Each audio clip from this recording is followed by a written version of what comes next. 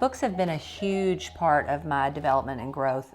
Besides people and mentors and coaches, books would have to be right up there at the top. And there's so many books. I always like to say there's so many books and not near enough time. I love to read, I love to learn.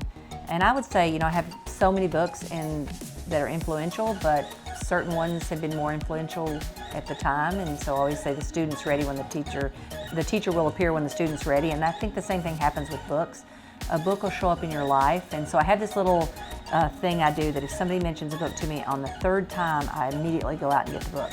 If someone brings it to my attention the third time, then I know that's a book probably that I need to read and there's something in there for me. So there's many great ones. One that comes to mind that I really love that my mentor Gary Keller gave me years ago and still recommends today is called The 13 Fatal Errors That Managers Make.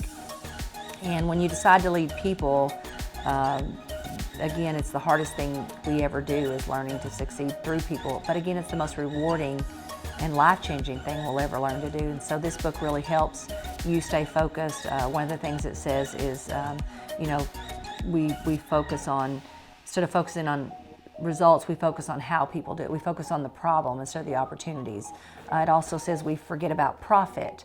It says we manage all the people the same way, and it also says that we don't take accountability and full responsibility for things. And so there's just so many great chapters in that book. It's an old book. I think you're only going to find it on paperback, and it's by a guy named Stephen Brown.